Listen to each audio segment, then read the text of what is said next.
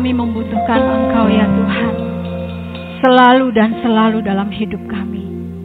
Kami tak dapat berjalan sendiri tanpa kekuatan dari Tuhan, tanpa penyertaan dari Tuhan. Kami tidak bisa apa-apa. Karena itu Tuhan Yesus, kami mau ya Tuhan, hari ini lagi kami belajar tentang Engkau Tuhan. Bahwa Tuhan sangat mengasihi kami.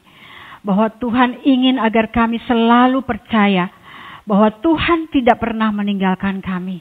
Engkau selalu ada meneguhkan iman kami, memberi kami kekuatan, bahkan kemenangan demi kemenangan melewati setiap badai kehidupan kami.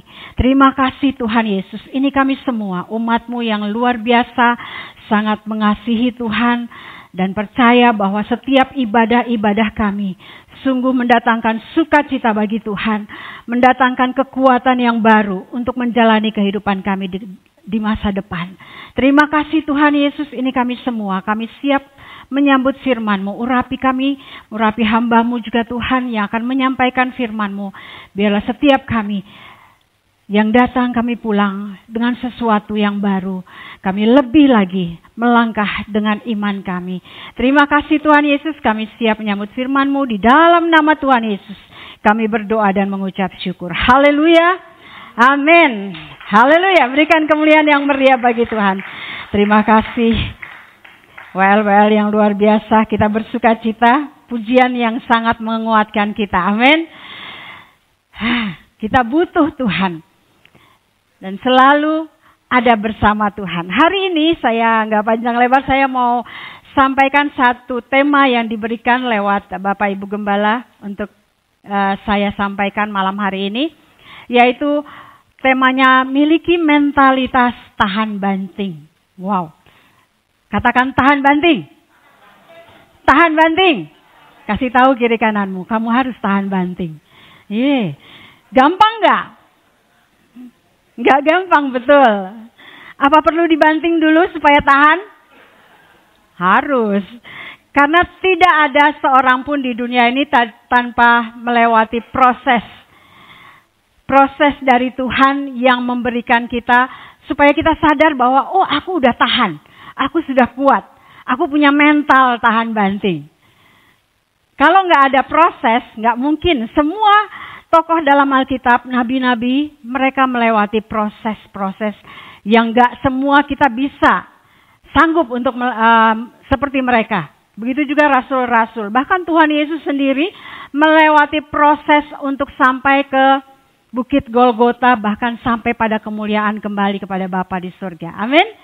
Dan proses itu yang Tuhan ingin ajarkan kepada setiap murid-murid dan kita semua. Jadi malam hari ini kita mau belajar. Saya pun belajar. Ketika mempersiapkan ini saya berusaha begini. Tuhan, apa yang mau disampaikan? Jemaat ini juga udah hebat-hebat, udah kuat. Karena lewat proses COVID-19 itu paling sangat-sangat membuat kita belajar bagaimana supaya tetap bertahan terhadap suatu proses mendunia. Semua orang di dunia mengalami. Gak di kota, gak di daerah, di desa-desa, bahkan yang terpencil dari dunia digital, tetap mereka juga mengalami yang namanya COVID-19. Virus itu kita tidak bisa lihat, tapi bisa sampai kemana-mana. Bisa sampai kepada siapapun, dari yang kecil sampai besar. Ada di sini yang mengalami juga, amin. Betul ya? Tapi tetap bisa bertahan, bahkan bisa keluar sebagai pemenang. Itu bukan hanya melawan COVID, tapi melawan masalah yang ditimbulkan oleh COVID. Misalnya usaha, banyak ya. Tapi saya lihat betul ada efeknya. Tapi kita masih ada sampai hari ini bisa bernyanyi, menyembah Tuhan, bisa memuji Tuhan, masih bisa makan setiap hari 3 kali sehari. Ada yang cuma sekali karena nggak ada apa-apa? Nggak ya. 3 kali bahkan masih nyemil, masih bisa ngopi yang mahal, murah ada. Dan kita mau lihat bahwa yang namanya mentalitas tahan banting itu nggak gampang, betul. Karena semua akan lewat proses. Seperti petinju. petinju yang profesional kalau dia bertanding, saya dulu nggak suka tinju, tapi karena Pak Jata suka nonton tinju, saya akhirnya ikut nonton. Dan saya kalau udah sampai ke yang sudah berdarah-darah dan KO, sudah hampir KO maksudnya ya, itu saya langsung, aduh udahlah saya masuk kamar. Tapi habis itu masih keluar lagi lihat, menang nggak? Itu yang paling penting. Ternyata ketika mulai wasit menghitung 1, 2, sampai 8, lalu penontonnya, supporternya berteriak, ayo kamu bisa, kamu pasti menang, kamu kuat, kamu hebat. Begitu ya. Biasa supporter yang positif akan mengatakan seperti itu. Tapi lawannya akan ngapa? Kalah lu, cemen lu, mungkin bahasa negatif, yang jelek-jelek dikeluarkan semua kepada si petinju ini. Tapi kemudian ketika hitungan ke-8, dia mengumpulkan tenaganya, dia berusaha bangkit walaupun sempoyongan, tapi ketika motivasi dari pelatihnya bilang, kamu pasti bisa. Ayo bangun. Dia bangun, berdiri, dia kumpulkan tenaga, dia kuat, dia tahan, kemudian dia mulai bertanding lagi. Dan yang paling enak kita lihat justru lawannya yang KO. Wow, semua bertepuk tangan dan merasakan bahwa inilah petinju yang tahan banting. Dia menang. Jadi istilah tahan banting atau mentalitas dari tahan banting itu adalah sebenarnya mental itu timbul atau tercipta dari suatu pikiran. Mentalitas itu muncul dari pikiran. Pikiran yang positif bisa pikiran juga negatif. Nah kalau pikiran yang positif akan menghasilkan tindakan yang positif juga. Jadi dia membentuk karakter, membentuk keyakinan dalam diri. Akhirnya dia akan bangkit untuk bertahan, bangkit untuk kemudian menjadi pemenang. Nah itu mental itu. Dan tahan banting adalah seseorang yang bisa menahan, bertahan untuk melawan berbagai rintangan, masalah, tekanan dalam hidupnya. Bisa jadi itu usaha, bisa juga hubungan dengan keluarga, dengan teman. Bisa juga tahan banting tekanan terhadap sakit penyakit. Nah ini yang paling sulit. Saya sudah mengalami bersama keluarga dengan Pak Jata. Dan saya bisa melihat bahwa semangatnya betul, naik terus. Tapi kok belum ya gitu. Seringkali orang lihat, ya kasihan belum. Nah itu yang menurunkan mentalitasnya akan menurun kalau yang negatif yang dia ketemu. Ketemu orang yang negatif, orang itu akan membuat dia ciut. Tapi ketemu jemaat Gregorio yang luar biasa, semangat Pak, sabar ya Pak, Bapak pasti bisa, Bapak pasti sembuh. Nah itu yang selalu membangkitkan kembali semangatnya. Sampai kapan? Saya nggak tahu. Tapi yang pasti saya mau bilang gini, Tuhan Yesus sayang sama kita semua. Amin. Siapapun kita, masalah apapun yang kita hadapi, kita harus punya mentalitas tahan banting. Nah gimana caranya? Saya waktu mempersiapkan ini saya nonton satu konten dari seorang HRD di sebuah bank swasta yang sangat terkenal. Dia mengatakan gini, zaman sekarang untuk menemukan atau mendapatkan seorang calon karyawan yang punya mentalitas tahan banting, mentalitas yang sangat kuat, yang fight, yang berusaha untuk memajukan perusahaan, memajukan satu kantor usaha tersebut, itu sangat sulit. Kenapa? Karena dunia digital sekarang, anak-anak semua main handphone. Kalau masih zaman yang lahiran zaman saya atau zamannya yang belum kenal digital, itu masih berusaha untuk bisa, berusaha untuk maju, berusaha untuk rajin, nggak mager di rumah tinggal pegang handphone. Tapi anak-anak yang sekarang, milenial masih ada yang bagus. Tapi zaman yang Gen Z ya, Gen Z itu ya, generasi Z, ini sulit sekali untuk ditemukan. Magang saja mereka banyak gagal. Dibilang kenapa? Karena mereka sudah terbiasa dengan handphone yang tinggal di rumah, orang tua juga sibuk, gak pernah memaksa anak ini untuk, ayo makan sendiri, urus makan sendiri, belajar sendiri. Kerjain apa yang kamu temukan, yang bisa dipegang, yang bisa diambil, buang. yang bisa kamu kerjakan, bersihin rumah, harus kamu lakukan. Nah itu untuk zaman sekarang udah enggak. Karena semua keluarga sibuk untuk mencari uang. Nah ini yang sering menimbulkan, dia bilang sulit sekali ketemu. Sehingga kalau dari 5.000 calon karyawan yang melamar, itu cuma dapat 5-7 orang. Itu pun masih gagal. Baru menghadapi tekanan sedikit, sudah manja, sudah lemah mentalnya. Sehingga untuk fight maju terus mengembangkan usaha itu sulit. Dan itu perlu untuk kita sekarang ingatkan. Saya lihat kalau bapak-bapak muda ketika saya bantu mereka untuk latihan, aduh Bu, gak bisa, waktu saya, aduh mau tidur aja susah. Bagus, artinya kamu kerja dengan rajin, disiplin. Ketemu anak-anak zaman sekarang udah kurang. Di rumah saya ingatkan, ayo angkat ini, sudah lihat jangan saling berharap. Ayo kerjakan, semua pasti bisa. Jangan tunggu, harus mama, harus papa. Nah ini yang harus kita ingatkan mereka. Harus punya mentalitas tahan banting. Mentalitas itu kembali di pikiran kita. Kalau kita berpikir yang baik, yang positif, pasti kita bisa melakukan juga yang positif. Tapi kalau kita berpikir negatif, kayaknya aku nggak bisa, belum apa-apa, belum bertanding sudah kalah dulu, udah nyerah dulu. Nah, ini yang harus kita benahi. Nah, sekarang bagaimana caranya supaya kita memiliki mentalitas tahan banting? Saya belajar dari satu firman Tuhan yang luar biasa.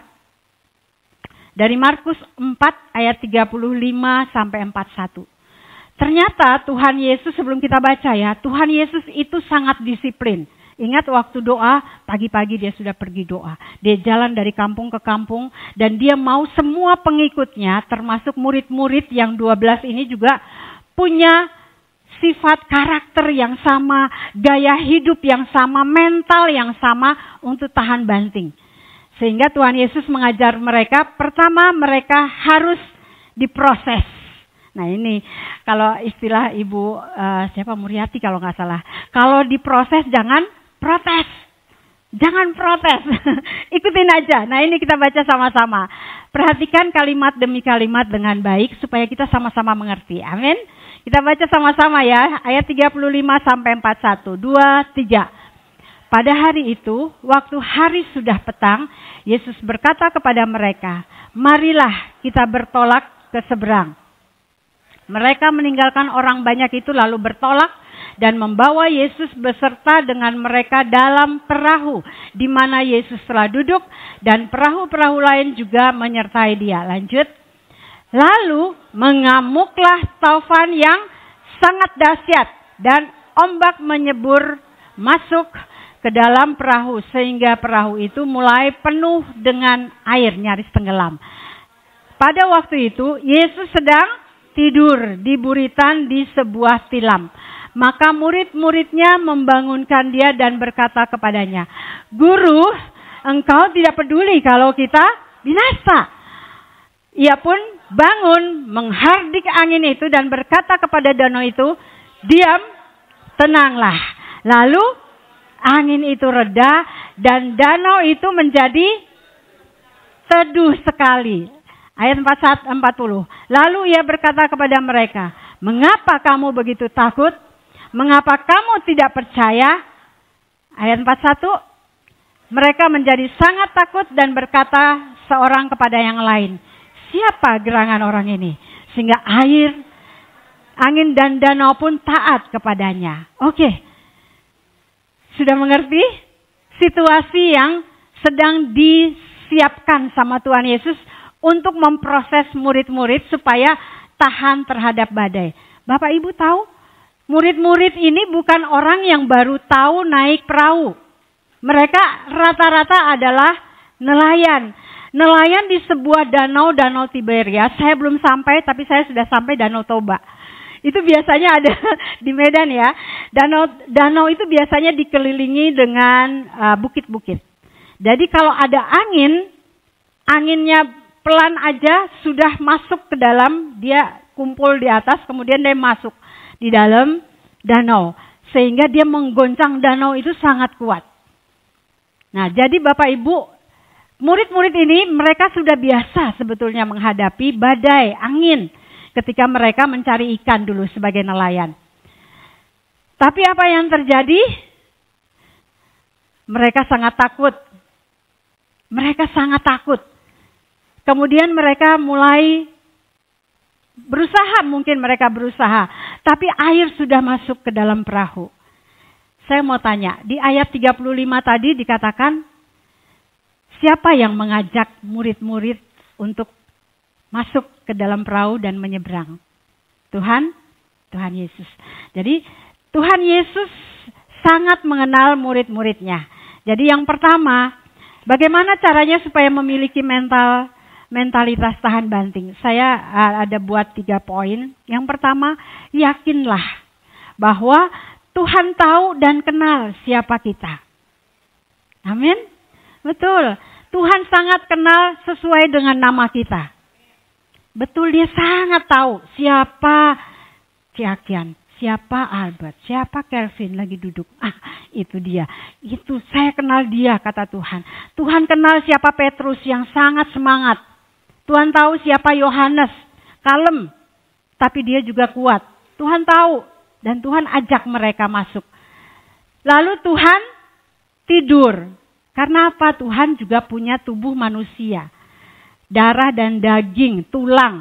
Ketika dia pelayanan keliling, dia pasti capek. Dan dia ingin tidur. Tidurnya Tuhan, perhatikan bahwa Tuhan itu tidak tidur yang sebenarnya. Yang kita mau baca, bahwa Tuhan mengenal kita semua. Sehingga ketika dia izinkan kita masuk untuk tahan banting, dia masuk memproses kita, dia masuk di tempat yang mudah. Di suatu situasi yang tidak melebihi kekuatan kita. Amin. Saya baca Yohanes 10 ayat 14. Kita baca, akulah gembala yang baik, aku mengenal domba-dombaku dan domba-dombaku mengenal aku. Kita kenal Tuhan Yesus ya. Tuhan Yesus mengenal kita. Itu sebagai bukti bahwa Tuhan kenal kita. Tuhan tahu siapa kita. Tuhan tahu kelemahan kita. Tuhan tahu juga kekuatan kita, kehebatan kita. Ada di dalam kita. Tuhan tahu itu. Jadi Tuhan Yesus sengaja mengajak. Menghadapi suatu masalah. Menyeberang danau. Kemudian Tuhan tidak suruh aja mereka lalu Tuhan berdoa seperti yang kejadian Yesus berjalan di atas air ya. Itu pun satu proses tahan banting buat murid-murid. Tapi dengan satu tujuan yang lain lagi. Yang ini Tuhan ingin memproses mereka supaya mereka mengenali diri mereka. Bahwa mereka itu nelayan yang kuat, yang hebat. Tapi mereka masih merasa seperti anak-anak yang butuh orang lain. Yesus ada, tapi mereka lihat Yesus tidur. Yesus menyertai. Kita baca Yohanes 14 ayat 16 sampai 17. Ini yang membuat kita orang percaya juga suka lupa. Dikatakan apa? Aku akan minta kepada Bapa, ia akan memberikan kepadamu seorang penolong yang lain supaya ia menyertai kamu selama-lamanya. Lanjut. Yaitu roh kebenaran, dunia tidak dapat menerima dia sebab dunia tidak melihat dia dan tidak mengenal dia. Tapi kamu mengenal dia sebab ia menyertai kamu dan diam dalam kamu. Sebulan yang lalu kita sudah belajar firman Tuhan ini dan kita harus semakin yakin bahwa dia ada di dalam kita. Meyakini dia ada dalam kita itu gak gampang. Yesus aja secara fisik ada bersama mereka. Mereka baru lihat bagaimana Tuhan Yesus menyembuhkan orang sakit. Bagaimana Tuhan Yesus membangkitkan orang mati. Tapi mereka masih ketakutan. Nah ini yang harus dirubah. Ini harus diubah oleh mereka. Mereka harus tahu dulu, yakinin diri. Untuk siap tahan banting sama seperti petinju tadi. Dia sudah berlatih. Dia sudah dielulukan orang. Maksudnya dipuji-puji orang bahwa kamu hebat, kamu kuat, kamu juara bertahan, kamu pasti bisa. Dia harus taruh itu dalam pikirannya supaya dia tetap kuat. Nah murid-murid lupa ya, saya bilang lupa, bukan lupa sebenarnya. Situasi yang membuat mereka pikirannya terkungkung, tertutup bahwa aku nggak bisa, udah air udah masuk, matilah kita. Kalau bahasa lain di dalam ayat 39 itu mereka berpikir bahwa Yesus tidak peduli. Kita lihat ini yang harus dirubah. Yang pertama tadi yakin bahwa Tuhan kenal kita. Yang kedua, ubah cara pikir kita tentang Tuhan Yesus. Tadi kita ingat Yesus bilang dia tidak pergi secara fisik saja, tapi dia mengirimkan Roh Kudus menyertai kita dan tinggal di dalam kita. Dan peranan Roh Kudus itulah yang harus membuat kita semakin yakin bahwa kita ini bukan anak-anak gampang. Bukan anak-anak biasa, tapi anak-anak Tuhan. Yang dipilih Tuhan, yang diperlengkapi dengan kuasa. Ada lagu tadi, ku diberi kuasa dari Raja mulia, menaklukkan musuh di bawah kakiku. Nyanyinya enak, tapi ketika masalah datang, kita sering kali mulai untuk, Tuhan. Seperti para murid bilang, Yesus. Ketika mereka membangunkan dia, mereka bilang, Yesus, kau tidak peduli kalau kita binasa. Kalau bahasa terjemahan lain, kami akan mati tenggelam. Kenapa kau tidak peduli? Malah tidur. Tidurnya Tuhan di atas tilam. Kalau tilam dalam bahasa Indonesia mungkin kasur. Tapi zaman itu tikar, semacam tikar. Dia tidur karena memang fisiknya capek. Tapi rohnya tidak pernah tidur. Amin. Mazmur 121 kita buka yuk. Supaya yakin bahwa Yesus itu nggak tidur, nggak cuek. Bukan tidak peduli seperti kata murid-murid. Kita lihat Mazmur 121 ayat 2-4. Halo? Ya, ubah pola pikir kita. Dan kita harus tahu bahwa Yesus tidak tidur. Mazmur 121 ayat 2-4 saja. Ayat 2-4. Oke, 2-3. Pertolonganku ya dari Tuhan yang menjadikan langit dan bumi. Ia takkan membiarkan kakimu goyah, penjagamu tidak akan terlelap. Sesungguhnya tidak terlelap dan tidak tertidur penjaga Israel. Itu dipakai sama Benyamin Netanyahu dan pasukannya. Ketika mereka diserang, mereka perkatakan ini sebagai deklarasi. Pertolongan kita ialah dari Tuhan yang menjadikan langit dan bumi. Tuhan kita tidak terlelap. Dia penjaga Israel. Sampai hari ini dan selama-lamanya. Banyak musuhnya bilang, wow udah ngalah mereka, nyerah. Udah kalah, udah diem. Udah capek, udah habis amunisinya. Enggak. Nanti akan muncul lagi gejolak-gejolak yang besar. Dan kalau kita tidak tahan banting, kita pun akan ikut hanyut dalam pikiran-pikiran yang salah tentang Tuhan. Banyak orang yang salah berpikir. Ketika kami menghadapi masalah Pak Jata itu mendadak sekali, gak pernah terpikirkan. Itu tiba-tiba. Dan puji Tuhan setahun lebih kami dipersiapkan Tuhan dengan sering mendeklarasikan firman Tuhan. Deklarasi tiap hari. Mazmur 121, Mazmur 23, Mazmur 91. Belum lagi Yesaya 60, Yesaya 45, 60, 61, 62. Itu bagus. Kamu tetap adalah hamba Tuhan yang akan dipakai begini-begini. Wah, luar biasa. Kami deklarasikan bersama anak-anak dalam keluarga. Berulang-ulang sampai mereka bosan. Aduh Pak, gak ada ayat yang lain ya. Itu aja gitu ya. Berulang-ulang. Jason itu sampai hafal masuk Mazmur 91. Kami juga berusaha hafal dan memang hafal. Walaupun kadang-kadang lewat juga lupa. Bukan faktor U. Memang mungkin terlalu banyak yang dihafal.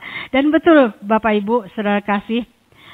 Ketika kita sering mendeklarasikan firman Tuhan, itu mengubah pola pikir kita. Mengubah pikiran negatif seperti para murid.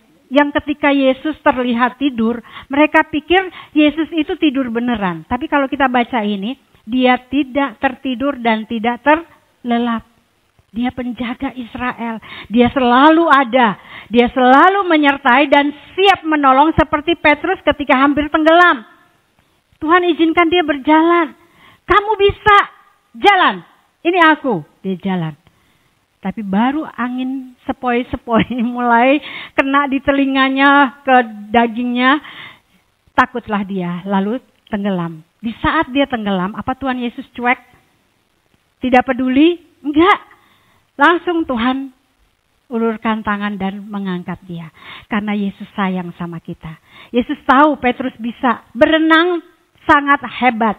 Masih ingat kisah ketika Yesus sudah bangkit dan murid-murid sudah hopeless mereka. Udahlah kita ayo cari ikan, menjala ikan. Mereka pergi semalam-malaman tidak dapat. Pagi Tuhan Yesus panggil, anak-anakku ada ikan enggak? Mereka bilang, enggak ada, udah semalam-malaman enggak ada. Tuhan Yesus bilang, tebarkan jalamu sebelah kanan. Mereka tebarkan dan tidak kuat menariknya. Karena ikan-ikan yang besar mereka bisa menangkapnya. Bapak Ibu, saudara kasih, Tuhan peduli. Tuhan tahu mereka bisa. Mereka mampu. Dan ketika Yohanes bilang bahwa itu Tuhan, itu Yesus yang suruh tebarkan jala, yang buat mujizat. Mereka ingat apa yang terjadi. Petrus langsung pakai baju, lompat ke laut, dia berenang sampai ke tepi pantai. Berapa kira-kira? 100-200 meter. 200 meter itu jauh loh ya. Saya 10 meter keprek masuk. Ini Petrus nyebrang dan Yesus tahu dia bisa. Dan karena semangatnya dia sampai di sana ketemu Tuhan Yesus. Dia menikmati berkat Tuhan. Nah, ini yang harus kita rubah. Ketika kita masukkan firman Tuhan setiap hari, kita deklarasikan, kita masukkan pikiran yang baik tentang Tuhan. Kita banyak bersyukur. Seperti pujian tadi juga saya suka, nanti dinyanyiin lagi ya.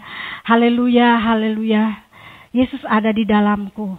Itu sering pakai, nyanyikan ketika kita lemah. Ketika kita mulai berpikir yang negatif tentang Tuhan. Kok gak sembuh-sembuh Tuhan? Aku gak kuat lagi. Saya juga pernah gitu. Ketika itu saya lihat di balkon, saya mulai teriak, Tuhan berikan aku kekuatan. Aku tahu Engkau baik. Ada waktunya Tuhan. Tapi berikan aku percaya, iman percaya. Nah, ini yang harus kita deklarasikan selalu bahwa sembuh pasti. Tuhan pasti sembuhkan. Karena bilur Yesus sudah menyembuhkan. Sekarang udah gak lagi doa Pak Jata minta kesembuhan. Enggak. Tuhan aku tahu, aku pasti sembuh. Aku sudah disembuhkan. Aku sudah dibebaskan. Dan aku sudah terima mujizat Tuhan. Perkatakan saja. Gak usah lihat, gak usah tunggu angin dari kiri kanan yang bilang, kok layani Tuhan, latihannya di gereja persiapan ulang tahun siang malam. Gak malam, gak sampai malam banget. Bisa latihan, tapi punya masalah. Siapa sih yang gak punya masalah? Semua punya masalah.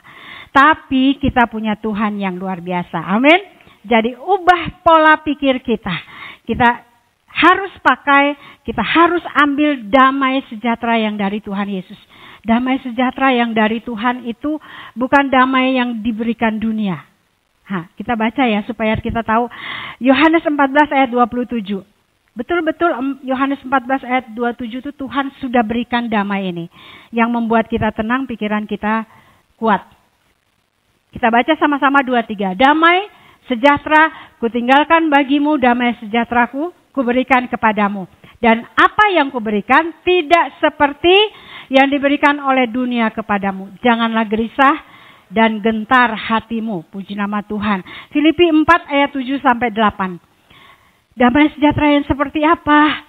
Ini yang akan merubah pola pikir kita ketika hati kita penuh damai dari Kristus. Damai sejahtera Allah yang melampaui segala akal akan memelihara hati dan pikiranmu dalam Kristus Yesus. Yang seperti apa?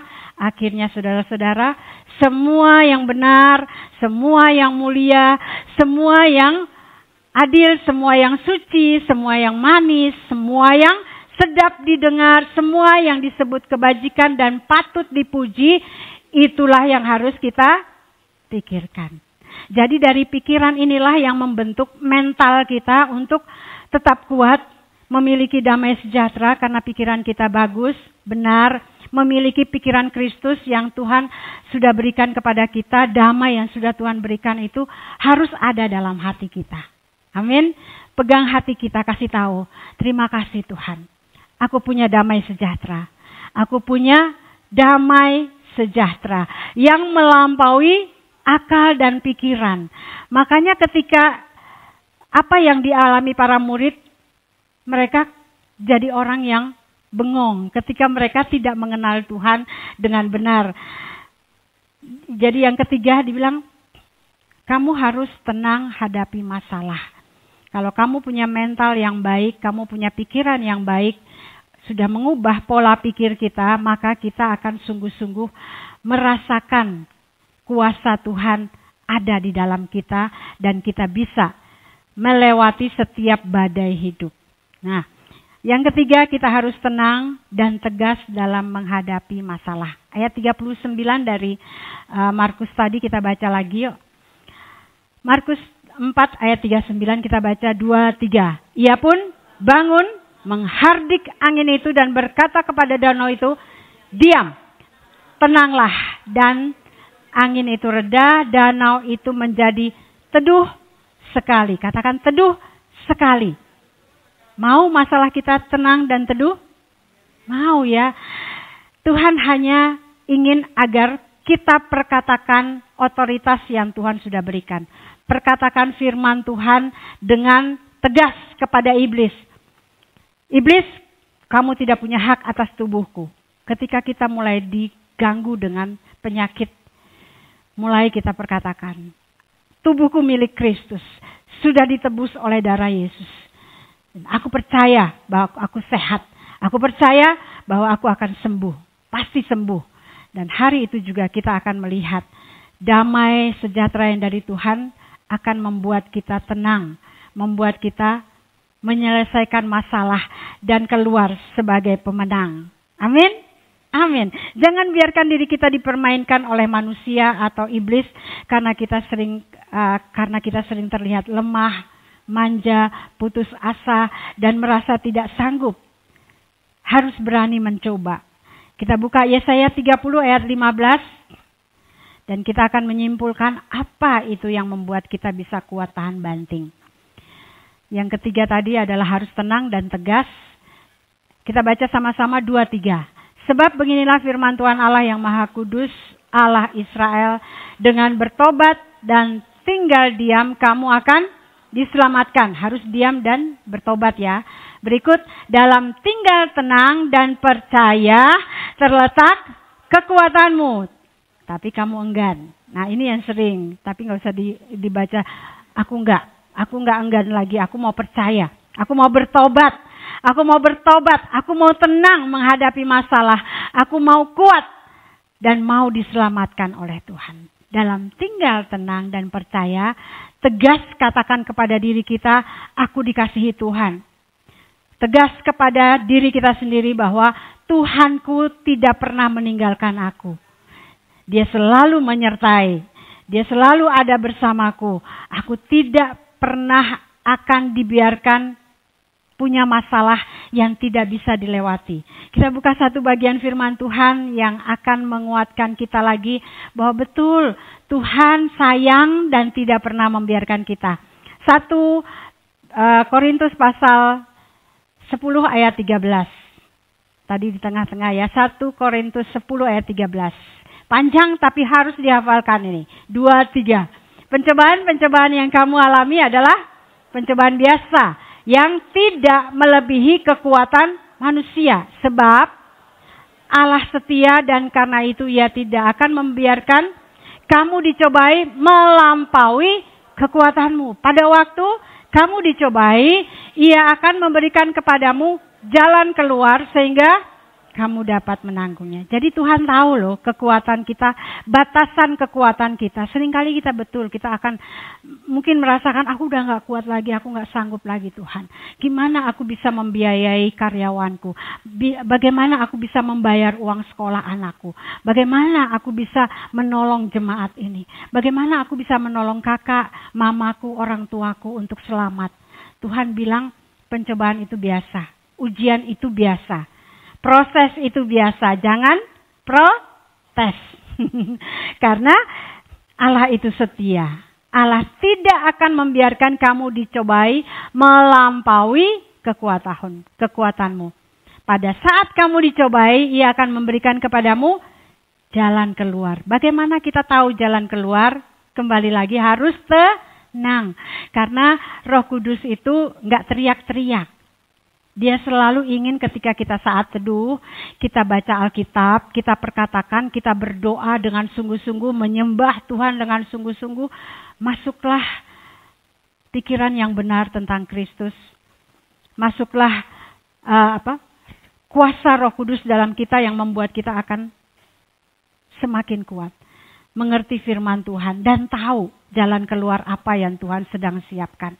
Jangan gerusa-gerusu, jangan heboh, apalagi menyalahkan Tuhan, tinggalkan Tuhan, tinggalkan gereja, tinggalkan pelayanan. Aku gak suka pelayanan dengan orang-orang kayak gini.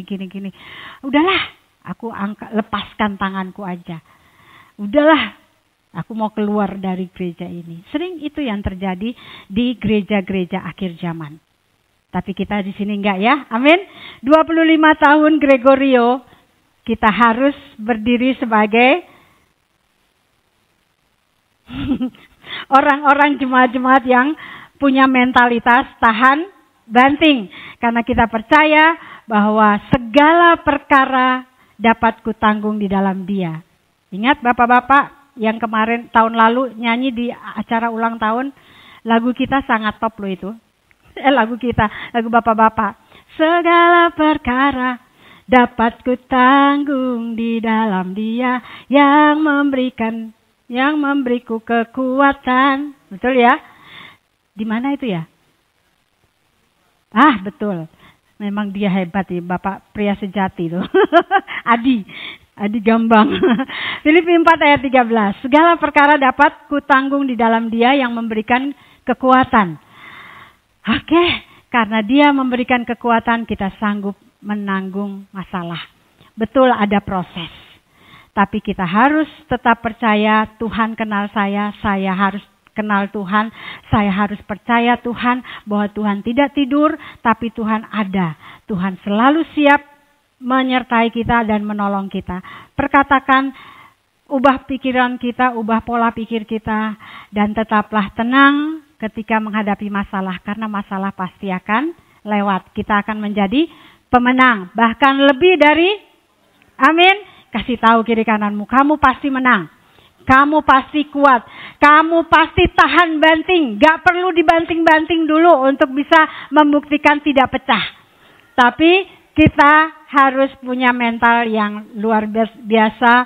Yang betul-betul diberkati oleh Tuhan yang membuat kita kuat. Tuhan Yesus memberkati kita semua. Mari kita tundukkan kepala. Kita berdoa. Kita naikkan pujian yang tadi, Cece Anita, lagunya yang ref tadi aja. Haleluya. Mari Bapak Ibu tundukkan kepala, taruh tangan di dadamu dan kasih tahu. Tuhan, aku mau percaya bahwa Engkau sangat mengenalku. Engkau sangat tahu batas kemampuanku. Aku kuat karena ada Tuhan bersamaku. Engkau Yesus tidak pernah keluar dari kami. Engkau ada selalu bersama kami. Terima kasih Tuhan. Ubah pola pikir kami ya Tuhan. Ya Roh Kudus mampukan kami. Lebih lagi agar kami bisa memuji menyembah-Mu. Agar kami tetap kuat.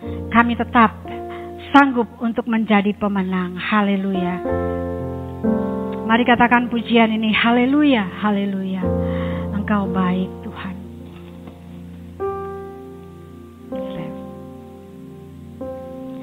Mari kita naikkan bersama pujian ini. Saya mengundang kita semua bangkit berdiri. Haleluya. Terima kasih. Haleluya. Terima kasih Tuhan. Haleluya.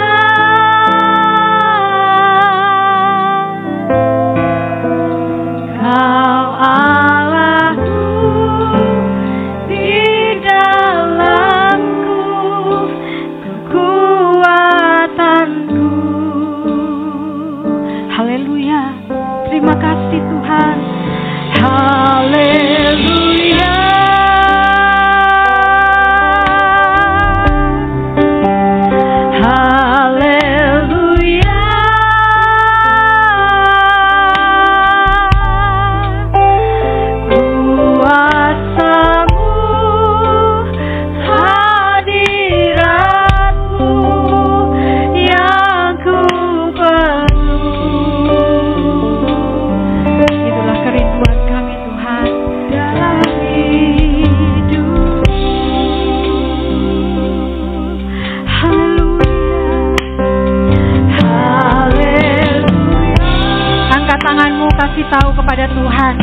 Kami puji dan sembah Engkau Yesus. Kami bangga punya Allah yang luar biasa. Engkau selalu menyertai kami, menolong kami, memberikan kami kekuatan, memberikan kepada kami jalan keluar, mampukan kami untuk tenang, untuk menerima setiap mujizat yang Kau siapkan Tuhan. Angin badai masalah pasti tenang. Haleluya.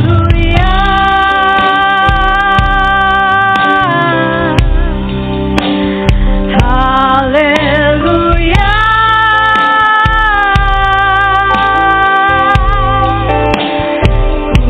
Kuasamu, hadiratmu yang ku perlu.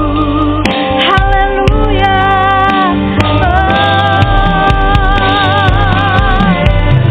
Terima kasih Tuhan, firman-Mu sudah disampaikan. Berkati umat-Mu Tuhan, supaya kami memiliki mental yang kuat hadapi apapun. Akhir zaman ini membuat kami tetap teguh berdiri, karena Kau sudah memenangkan semua yang ada di langit dan di bumi. Kau sudah berkuasa dan kami berikan kemampuan yang lebih lagi Tuhan.